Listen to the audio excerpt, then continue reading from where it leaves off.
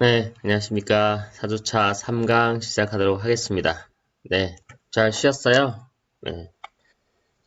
자, 지난 강의까지, 정치적 위험에 대한 요인 부분을 잠깐, 언급을 했었었고, 크게 국가 내부냐, 외부냐, 그리고, 국가 내부냐, 외부냐에 따라서 거시적인 정치 위험이냐, 또 미시적인 정치 위험이냐, 또 각각에 대해서 사회적이냐, 정부 요인이냐에 따라서 어떤 부분들이 있는지 확인했었습니다. 다음으로는 정치적 위험의 리스크의 유형을 한번 볼게요. 유형은 크게 네 가지로 볼 수 있을 것 같습니다. 유형을 이렇게 카테고리를 다시 나눠서 볼게요. 글로벌 기업들이 이렇게 직면하는 정치적인 어떤 위험의 유형은 아주 매우 다양하다라고 이제 말씀을 드렸죠. 뭐 실제로도 이런 사례들을 봐도 아주 다양하게 있고 이렇게 다양하기 때문에 이런 단순한 운영상의 어떤 위험에서부터 자산의 어떤 몰수 및 국유화에 이르는 자산 위험까지 매우 다양한 형태로 이렇게 나타납니다. 레온티아드는 이런 학자죠. 레온티아드가 1985년에 이런 이야기를 했었는데 이런 정치적 위험의 유형을 크게 이렇게 네 가지로 나누어서 운영상 그리고 경제적 관리 또 자본의 내국화 또 자산의 손실 이렇게 이제 사례 분석을 해서 논문을 낸 게 있습니다. 그걸 참조해서 잠깐 보도록 할게요. 이 첫 번째 이 운영상의 규제 부분에 있어서는 이것이 상대적으로 가장 덜 가시적일 수도 보일 수도 있어요. 이고 덜 과격한 정치지원으로 어떤 기업의 관리 및 운영상에 미치는 위험이라고 하죠. 이런 운영상의 규제는 외국 기업의 경영 활동 자율권을 침해함으로써 수익 및 미래의 현재 흐름에 직접적 영향을 미친다는 점에서 다른 형태의 정치적 위험 못지않게 국제적 어떤 이런 글로벌 기업들 경영자에게 아주 중대한 의미를 가지고요. 사실 이런 위험의 예로 보면 이제 외국 기업의 제품이나 이익 그리고 자산 등에 부과되는 조세상의 어떤 차별, 정부 구매에 있어서도 내국 기업과 차별한다던가 외국 기업 제품에 대한 가격을 통제한다던가 그리고 또 뭐 마케팅을 포함한 여러 기업의 활동에 대한 관료적인 또 행정적인 규제 또 뭐 자금 및 이전, 과실 송금 뭐 금지한다던가 뭐 이런 정책들도 다 여기에 포함되기도 합니다. 두 번째 경영 관리의 내국화를 보면 이것은 경영이 내국인에게 이전되도록 유도하는 정부의 제반 정책을 의미하고요. 예를 들어서 뭐 외국인 주재원의 수를 제한한다던가 뭐 임원이 일정 비율을 이상을 반드시 내국인을 배정하도록 한다던가 하는 것도 다 여기에 포함되죠. 그래서 앞서 말씀드렸던 이스라엘, 죄송합니다. UAE, 뭐, 두바이나 뭐 이런 데도 다 그렇습니다. 여기서 임원을 반드시 뭐 내국인을 포함해야 되고, 뭐 공동대표를 세워야지만 법인을 설립해주고 뭐 이렇습니다. 네 번째로 자본의 내국화가 있는데, 자본의 내국화는, 이것은 외국 기업의 어떤 소유 지분을 제한한다던가, 혹은 뭐 소유 지분을 국내 투자자들에게 점진적으로 이양하도록 하는 그런 정부의 정책을 의미합니다. 여기에는 보통 이제 합작 투자에 대한 요구를 한다던가 아니면 뭐 점진적인 내국화 또는 뭐 단계적인 소유권 축소 등의 어떤 정책이 다 포함되고요. 이처럼 외국 기업들을 내국화하는 어떤 정부 정책을 일명 뭐 점진적 내국화라고 우리가 표현하기도 하죠. 라고 하면 이런 점진적으로 외국 기업의 자산 및 소유 지분 그리고 이런 종업원의 경영 구성, 뭐 외국인과의 어떤 궁극적으로 외국 기업을 내국 기업으로 만들려고 하는 이런 정책들을 사실 의미하는 부분들입니다. 마지막으로 네 번째 자산 손실의 위험이 있는데 이 자산 손실의 위험은 외국인 소유에 대한 자산권의 제한을 가는 것이고 정치적 위험 중 가장 과격하고 가시적인 형태이죠. 여기에서 심각한 국유화, 재산 몰수, 수용, 강제 매각, 강제 재협상, 일방적 계약 파기 이런 등등이 여기에 포함이 되죠. 또 재산 몰수와 수용의 차이는 이 재산 몰수는 적절한 보상이 제공되지 않고 그냥 말 그대로 몰수하는 거고요. 수용은 보상은 주어집니다. 그래서 물론 이 단계까지 가면 안 되겠지만 가더라도 이런 부분들에 대한 리스크 관리를 통해서 잘 극복해 나가야 될 것 같습니다. 자, 다음으로 정치적 위험에 대한 유형 부분을 볼 텐데요. 유형은 폭력의 정도가 어떠냐에 따라서, 그리고 폭력의 정도가 낮냐 높냐, 또 가시도가 높냐 낮냐.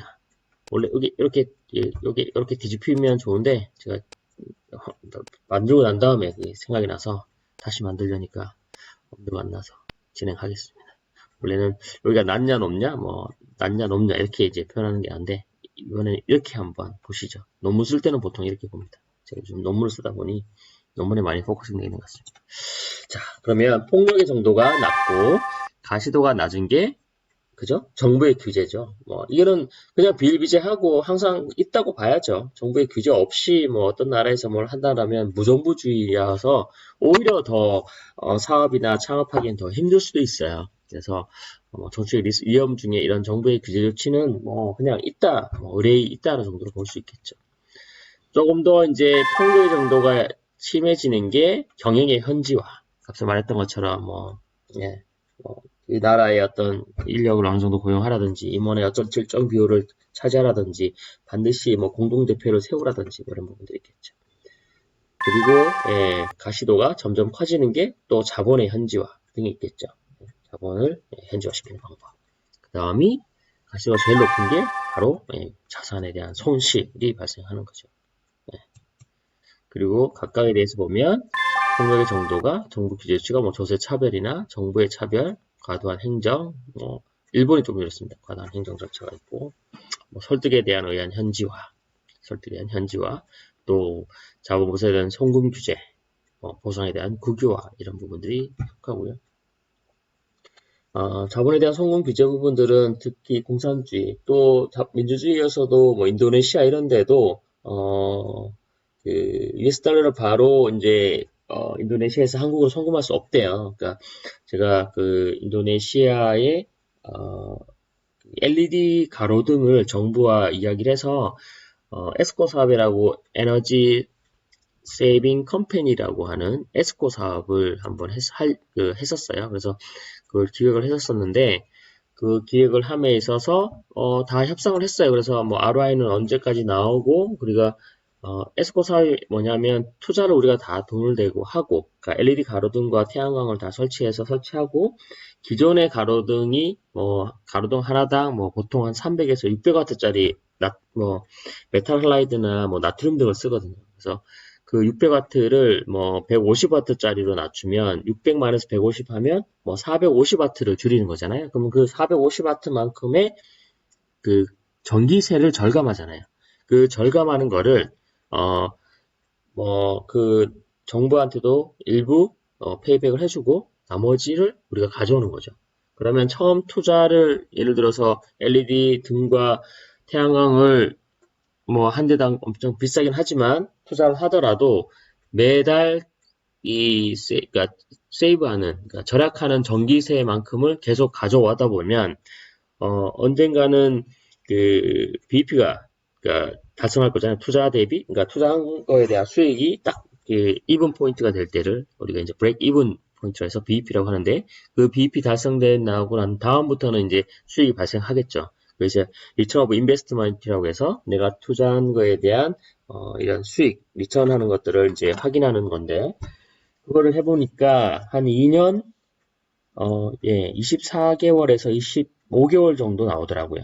조금 이제 인도네시아의 이제 롬복주라고 하는 데인데 그 롬복주를 다 LED로 갈면 그렇게 나왔었고 그 계산 공식이 이제 아직도 있습니다. 엑셀에. 그래서 그 이후부터는 돈을 계속 버는 거잖아요. 그 이후로 그래서 5년 계약을 하면 한 3년 정도를 우리가 이제 수익을 계속 가져올 수 있기 때문에 수익을 계산해 보니 어쨌든 투자했던 이자율 계산하고 미래 현금 가치 다 계산을 해도 괜찮은 투자처였어요. 그래서 그 프로젝트를 결국은 하기로 했고 사인을 대했는데 한 가지 마지막에 이게 여기에서 걸렸습니다. 자본에 대한 송금 규제. 인도네시아는 US 달러를 바로 인도네시아에서 한국으로 송금을 못합니다. 네, 못하게 되더라고요.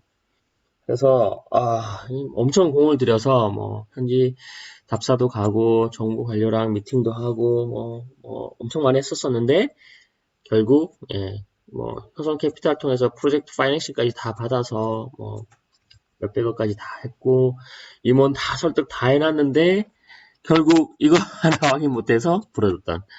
그래서 아주 큰 저도 좋은 경험을 했던 것 같습니다. 반드시 확인해야 됩니다. 자, 또 하나의 사례가 그 폭력의 정도가 좀 더 심해지는 게 뭐 본국 파견 관리를 이제 제한한다던가 뭐 외국인 투자 규정을 정한다던가 그죠? 부분 보상의 어떤 국유화를 한다든가 이런 것들이 정치적 위험 유형의 폭력 정도가 좀 미들 포인트 정도 되는 거겠죠. 다음으로 보면 제일 높은 게 점진적 국유화와 몰수, 해체, 뭐 해제 이런 부분들이겠죠. 제일 심한 어떤 정치적 위험의 리스크고 가시도도 제일 높습니다. 사라지는 거니까요. 갖고 있던 것들이. 다음에 정치적 위험에 대한 유형을 보면 어떤 또 대표적인 7가지 유형이 있는데 앞서 설명드렸던 내용들입니다. 재산을 몰수당하거나 현지국에서 외국인이 어떤 투자자를 국유하면서 아무런 보상을 행하지 않는 것을 우리는 재산의 몰수라고 하죠. 또 하나가 재산의 수용, 명목상의 보상을 해주고 국가가 특정 자산의 어떤 소유권을 강제로 징수하여 처분한 행위를 보통 재산의 수용이라고 하죠. 운영상의 규제 조치, 시장 점유율을 제한한다던가, 소유권 비율을 제한한다던가, 제품 특성, 고용 정책 등을 규칙을 정해놓고 한다던가. 근데 이런 것들은 그 나라마다 다 있습니다. 아시는 바와 같이 전기 전자제품을 할 때는 유럽 같은 경우, 그러니까 고용 정책은 모르겠지만 어떤 그 규칙이라든지 이를 준수하라고 요구하는 부분들. 사실 음식물 같은 경우에도 미국 같은 데 가려면 FDA 승인을 받아야 된다던가 있잖아요. 의약품이나 음식물 같은 경우에도 우리나라도 좀 그런 부분들이 있죠. 이제 우리나라는 KC를 반드시 받아야 되고 전기 전자 인증은 이제 KC, KS는 표준구역이니까 KS를 받는다던가 있고 제품의 특성 부분에 들어보면 또 유럽은 CE를 반드시 받아야 됩니다. CE, 그죠? CE를 받아야 되고 중국은 뭐죠? 트리플 C, CCC 받아야 되고요. 또 까다로운 데가 이제 미국인데 미국은 뭐죠?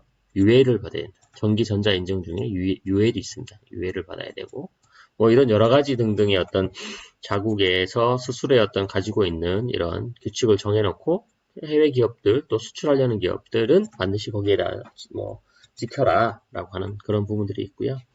이런 자유에 대한 책임 부분들, 기업의 내부 거래를 차단한다던가 추가적 이유는 봉쇄한다던가 하는 수단으로 이를 제한하기도 합니다. 또 계약의 어떤 일방적 파기, 변경 이런 부분들이 있고요. 정부가 민간 기업에 대해서 사적으로 맺어진 계약에 개입해서 이를 규제하는 조치를 이제 말하고요.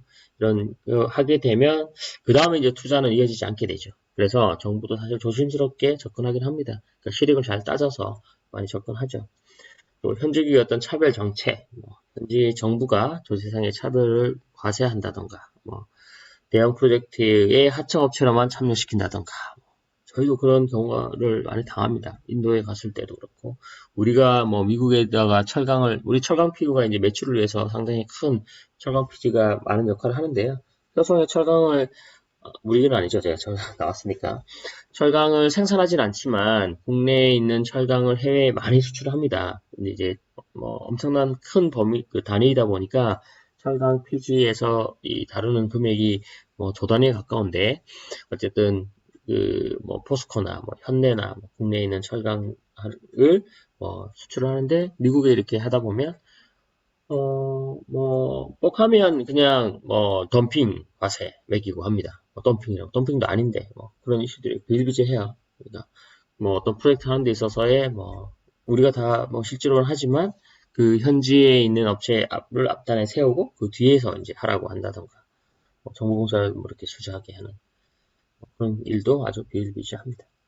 또 재산 또는 뭐 인명상의 어떤 피해 이런 부분들도 발생하고요. 이런 것들이 대표적인 7가지 기준으로 볼 수 있을 것 같습니다. 그러면 이런 그 정치적 위험을 평가하는 데 있어서 얘도 이론적 분석과 비이론적 분석 방법이 있고 이거를 어떤 정성적인 분석 방법이냐 또 정량적인 분석 방법이냐를 통해서 분석할 수 있을 것 같습니다. 이론적인 분석과 비이론적인 분석을 정성적으로, 그러니까 이론적인 분석을 정성적으로 한 것들을 정형적 서술 방식이라고 하고, 또한 이론적인 분석을 정량적으로 분석하는 것들을 계량 경제학적 방식이라고 합니다. 보통 이런 것들이 지금 그 툴들인데요, 기법들이고.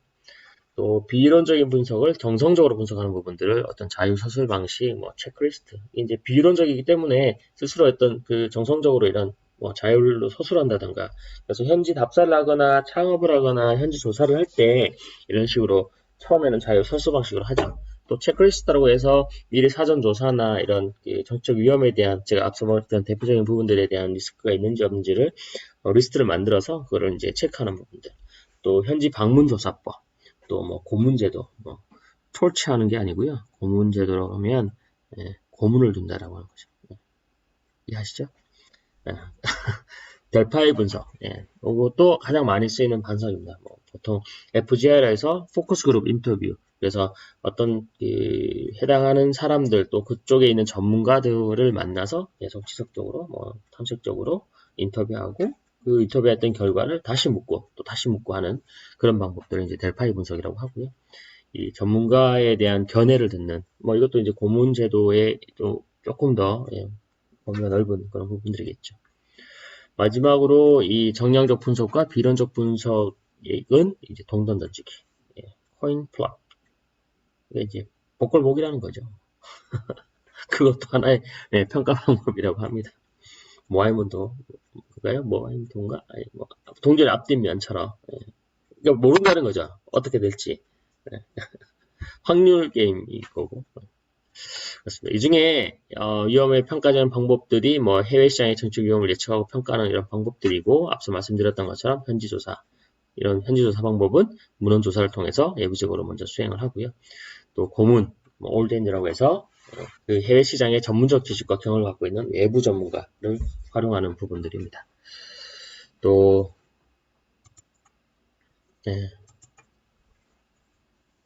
아직 세 번째로 이 델파이 기법이 있고 이 델파이 기법은 앞서 말씀드렸던 통한 전문가들의 의견을 수렴하는 방법으로 먼저 이 전문가들의 의견을 조사하고 다음으로 그 전문가들의 의견을 또 평균한 내용과 각 전문가들의 내용을 다시 돌려 또 보고 또 보고 이제 벨이라고 해서 비즈니스 인바이러먼트 리스크 인덱스라고 하는 이 벨이 시스템이 있습니다.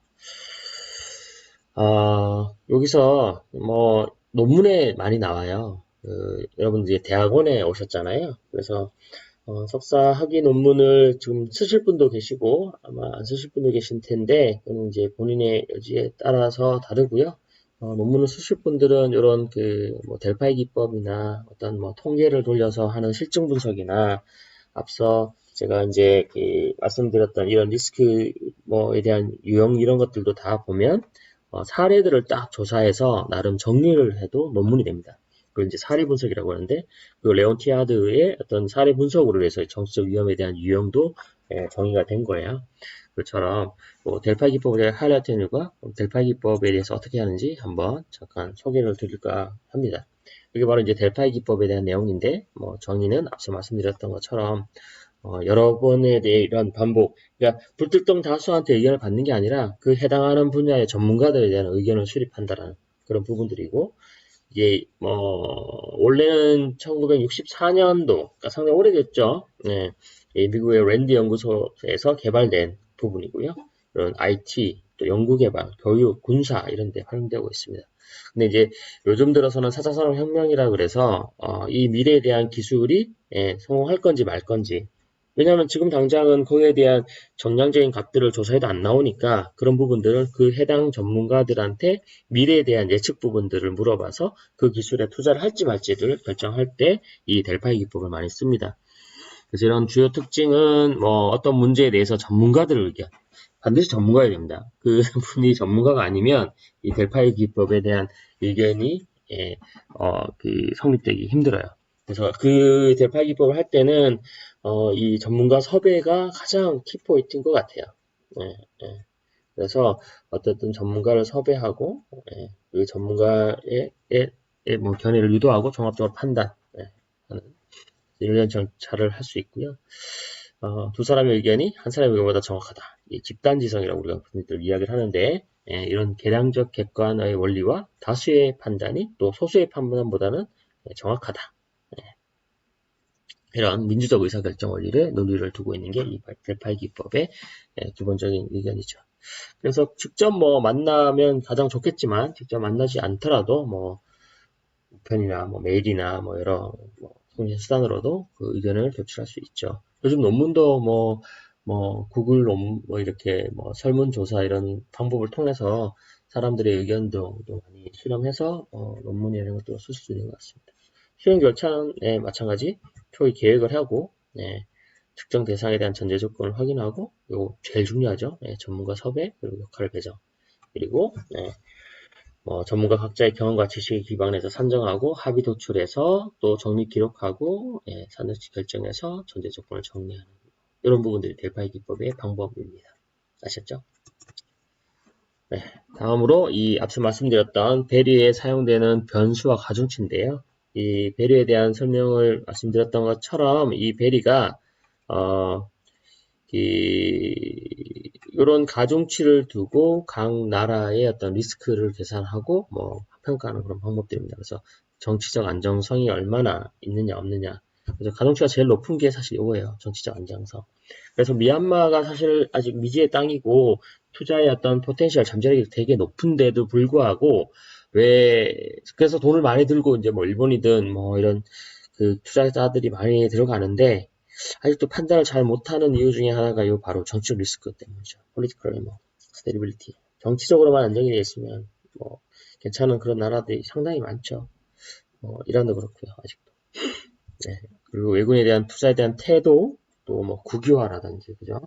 또 물가의 상승, 또 국제 수지가 어떠냐, 이런 부분들, 또 관료적인 지원 부분들, 경제 성장, 이런 부분들도 상당히 프라이어티가 높습니다.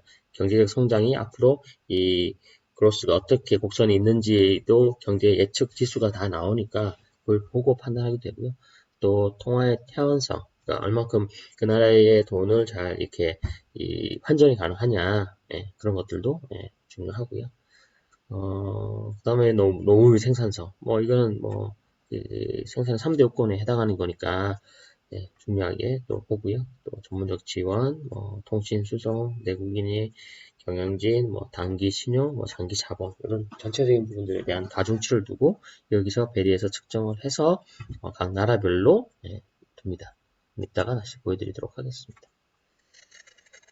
그래서 또 정치적 평가 방법에 아까 설명드렸던 것 중에 계량적 분석 방법은 또 PSSI 지수가 있고요. PSSI 지수는 이 다음 페이지에 제가 보여드리도록 하겠습니다.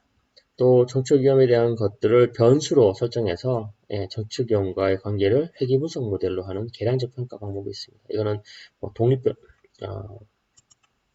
또 말씀을 드리면 회귀 분석을 제가 지금 엄청 하고 있어서 그런데요.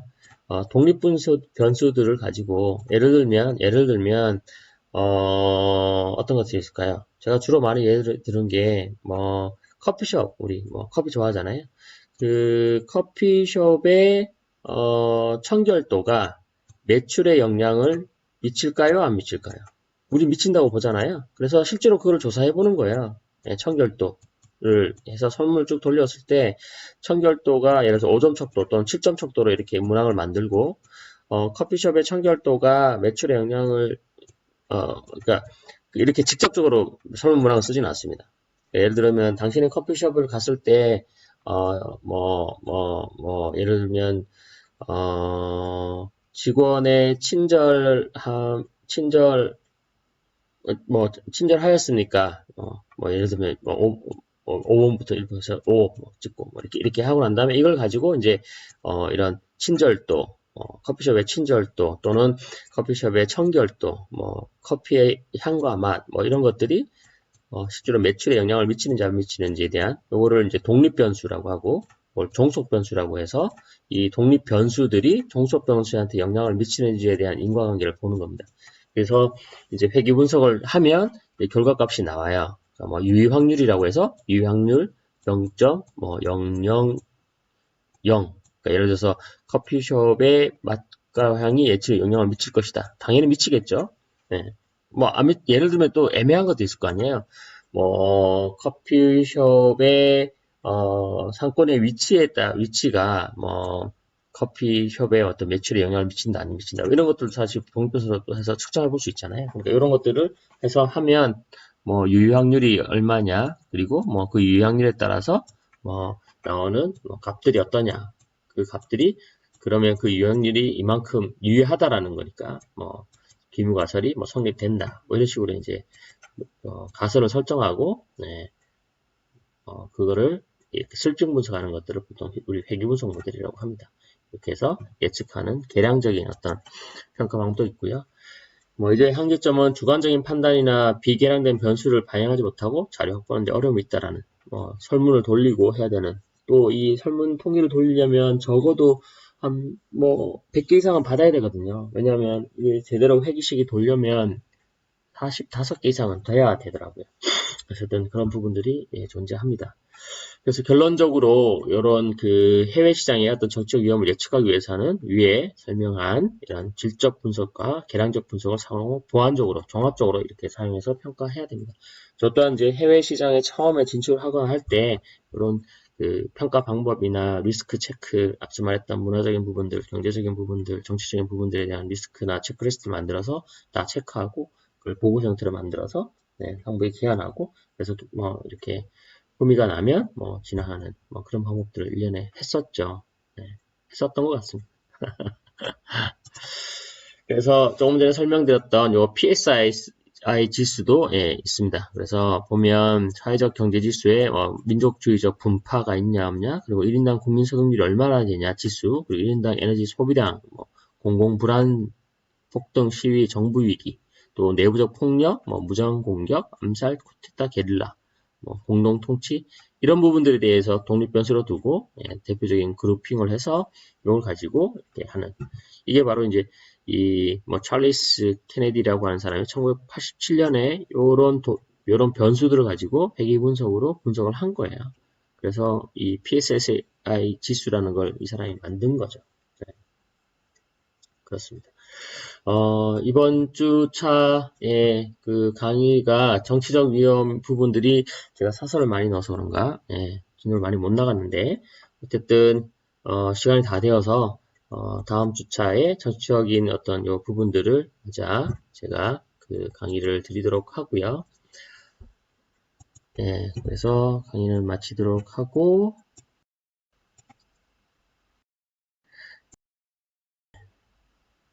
강의를 마치며요. 말씀드리면 지금 코로나를 힘들지 이렇게 모든 것들이 선물 주기지만 분만은 예배입니다. 앞서 보여드렸던 것처럼 교정의 아름다운 꽃들 그리고 사회적 거리두기여서 사람들은 많이 못 보게 되고 저 또한 여러분들 만나서 아쉽지만 이동하시면서 또 아름답게 있는 거리의 꽃들 이런 걸 보시면서 순간순간 작은 행복 많이 느끼시길 바라겠고요. 이처럼 봄은 그 어느 때보다도 더 힘차게 치솟아 오르고요. 이번에 이런 또 재난 사태를 잘 극복하면 훨씬 더 우리 또한 더 나은 사회로 또 발돋움할 수 있을 것 같습니다. 이번 같은 경우에도 정부의 어떤 잘 대응을 해서 빠르게 다른 나라에 비해서 우리가 극복하고 있는 것 같습니다. 이렇게 아름다운 봄날 더없이 행복한 주말 되시길 바라면서 이번 4주차 강의 마치도록 하겠습니다. 경청해 주셔서 감사드리고요. 저는 다음 주에 다시 인사드리겠습니다. 감사합니다.